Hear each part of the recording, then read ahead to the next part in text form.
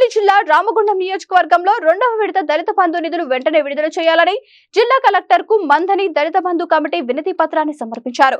ఈ సందర్భంగా దళిత బంధు సాధన కమిటీ మందని నియోజకవర్గ నాయకులు ఊట్ల శ్రీనివాస్ తిరుపతి మాట్లాడుతూ గత ప్రభుత్వం చేపట్టిన రెండవ విడత దళిత బంధు కలెక్టర్ ద్వారా ఎన్నికైన లబ్ధిదారులకు ఎలక్షన్ కోడ్ రావడం వల్ల కార్యక్రమాన్ని ఆపడం జరిగిందని, కాంగ్రెస్ ప్రభుత్వం గ్రౌండింగ్ వర్క్ పూర్తి చేసుకుని కలెక్టర్ ఎంపీడీఓ గ్రామ కార్యదర్శితో ఎన్నుకోబడిన దళిత బంధు లబ్ధిదారులకు ఈ పథకంలో కొనసాగించాలని జిల్లా కలెక్టర్ కోయ శ్రీహర్షకి, అదనపు కలెక్టర్ లోకల్ బాడీస్ అరుణశ్రీకి, ఎస్సీ కార్పొరేషన్ ఈడీకి వినతి పత్రం ఇవ్వడం జరిగిందని వారు తెలిపారు. ఈ సందర్భంగా వారు సానుకూలంగా స్పందిస్తూ సమస్యను ప్రభుత్వం దృష్టికి తీసుకెళ్తామని వారు హామీ ఇచ్చారని తెలిపారు. ఈ కార్యక్రమంలో మందని డివిజన్ దళిత బంధు అధ్యక్షులు, 5 మండలాల దళిత బంధు నాయకులు, దళిత బంధు సభ్యులు తదితరులు అధిక సంఖ్యలో పాల్గొన్నారు. జై భీమ్ జై భీమ్ జై భీమ్ జై భీమ్ జై భీమ్ జై భీమ్ జై భీమ్ జై భీమ్ జై భీమ్ జై మనం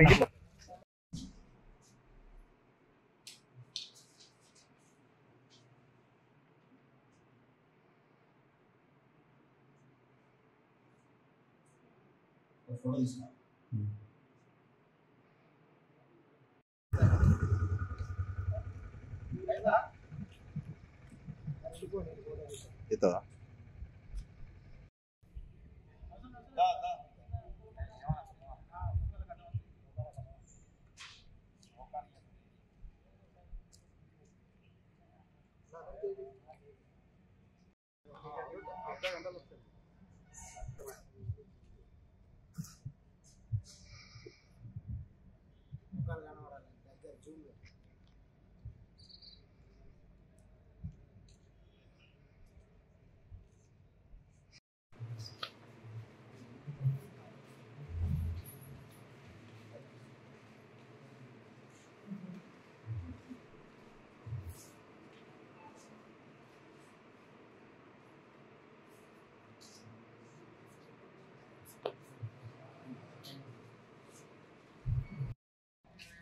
నమస్తే. ఈరోజు మంత్రిని కాన్ఫరెన్స్ నుంచి వెళ్ళి గత ప్రభుత్వం కొనసాగించిన దళిత బంధును కలెక్టర్ ద్వారా ఎన్నికైన గ్రౌండింగ్ వరకు పూర్తి చేసుకొని ఎలక్షన్ కోడ్ వలన ఆగిపోయిన దళిత బంధు పథకాన్ని మళ్ళీ కొనసాగించాలని దళిత బంధు నియోజకవర్గం నుంచి వెళ్ళి దళిత మరొక్కసారి కలెక్టర్కు వినతి పత్రం ఇవ్వడం జరిగింది. కాబట్టి ఇప్పుడున్న ప్రభుత్వ నాయకులారా, దయచేసి మేము ఏ పార్టీకి దళితులము కాదు. మేము దళితులం అంటే అంబేద్కర్ వారసులం.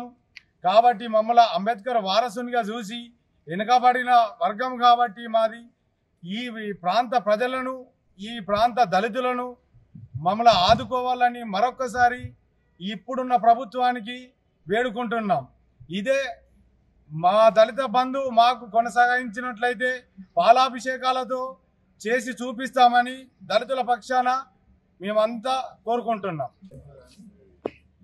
ఈరోజు గత ప్రభుత్వం అమలు చేసినటువంటి దళిత బంధు పథకాన్ని ప్రస్తుత ప్రభుత్వం, కాంగ్రెస్ ప్రభుత్వం, రేవంత్ రెడ్డి ప్రభుత్వం అమలు చేయాలని చెప్పి గౌరవ కలెక్టర్ గారికి వినతి పత్రం ఇవ్వడం జరిగింది.